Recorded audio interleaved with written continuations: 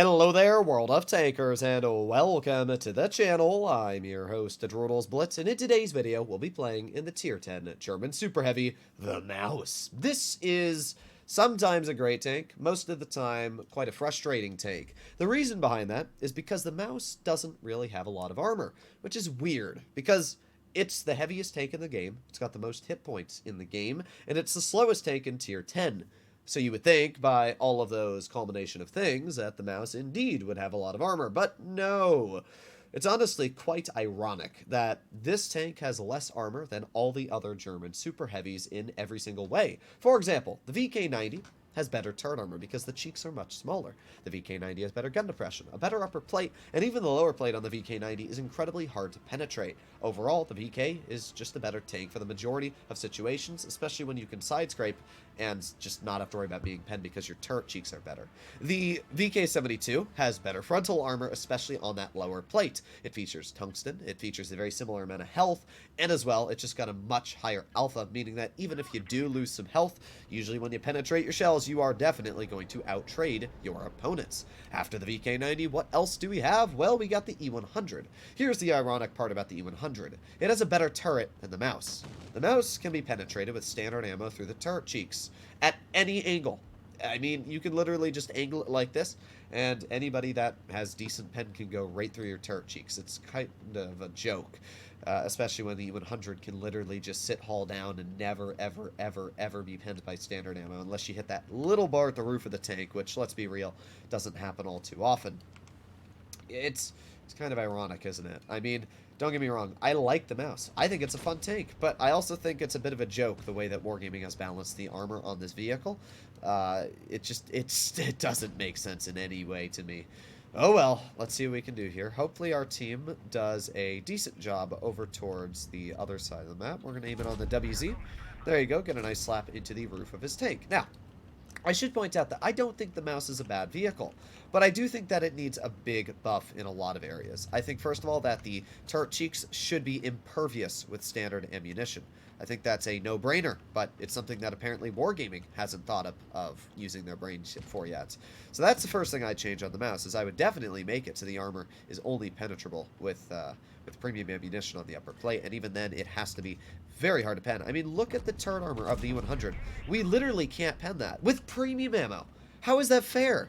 How does it make any sense that he can butter right through my turret with premium ammunition, and yet I literally have to go all the way expose my tank like this to be able to penetrate his tank with the lower plate? Now, we're getting lucky bounces here, because obviously this guy doesn't know how to angle his tank, but I can't really say that's the Maus. That's just him not knowing how to use his E100.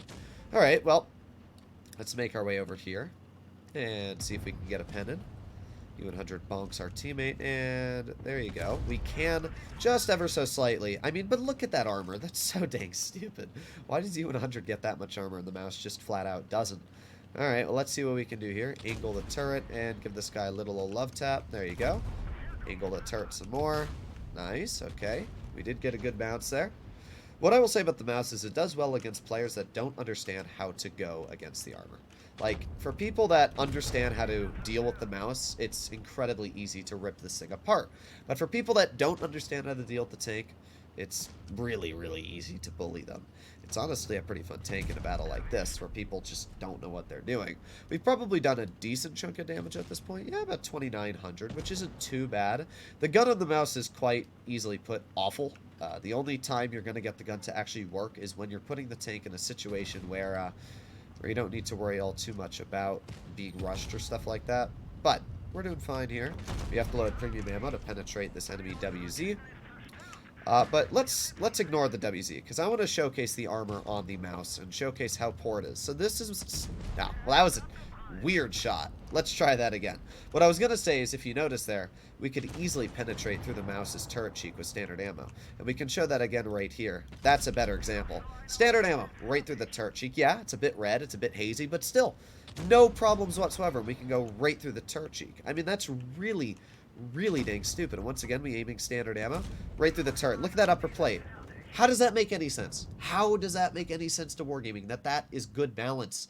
The tank has no armor. I mean, yeah, it's tricky to pen, I guess, if you're up against a good player angling it correctly. Or I could just drive a Type 71 and not even have to angle and get more bounces, have more mobility, a better gun, better penetration. I don't know. I mean, the only thing the mouse really has going for it is ramming. It's great at ramming. The ability to just go boom.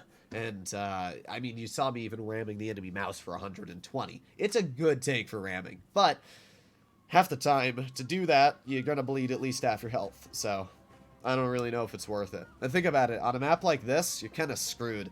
Because to get to C, you have to go so far out. Half the time, it's not even worth it. But we'll see which way our team goes. Is that Flossosaurus? Did I just read that? I don't even know if that... I don't think that's actually Flossie. Maybe it is. Is it Flossie? I never know. I literally never know. No, that is Flossie. It is. Because of the fact that he's got spring camo. I never can tell if it's Flossie or not. Ah. Isn't that fun? Also, something I should add about the mouse is it has the worst camo in tier 10. So, you will get spotted by people. Like that.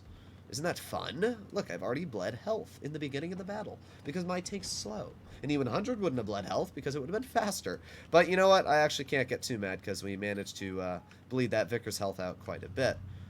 Oh, look at that. We're getting shot some more. I've already lost about... Ooh, we're getting shot at more. Isn't this fun and engaging gameplay? I'm so glad I loaded into Oasis Palms so I could go 2 kilometers per hour and get crapped on by tanks on the other side of the map. Oh, still getting shot at. It's aiming on the T-22. Unfortunately, that misses. Well, we're a good distraction. I can say that.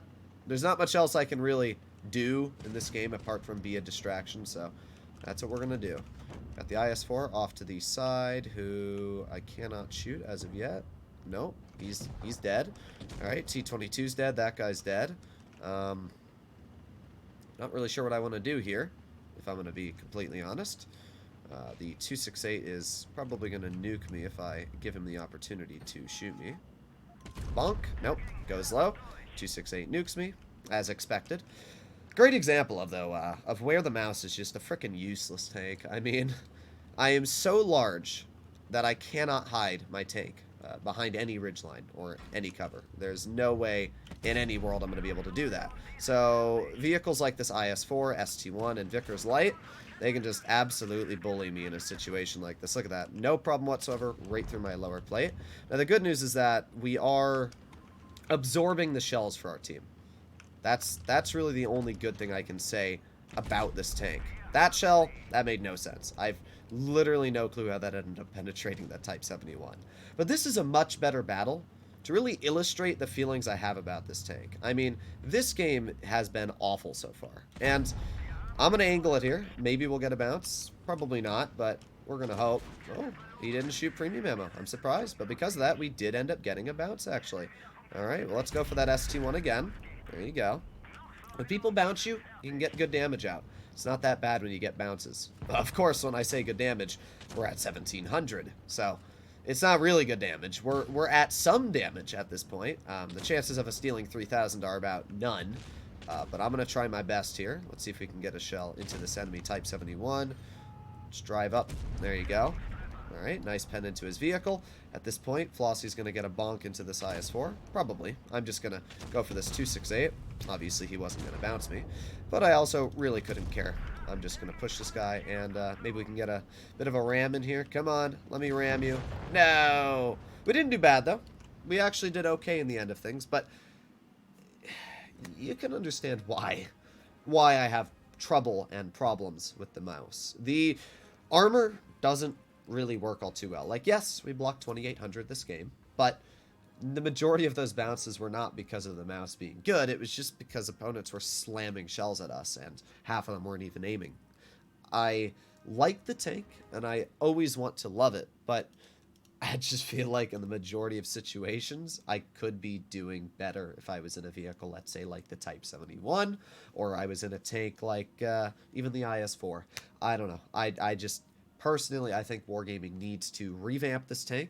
I think either revert it back to the old gun that was quite accurate, or, hear me out, give it turret armor and give it better upper plate armor. Hopefully you enjoyed today's video, and I'll see you all in the next one. Bye-bye.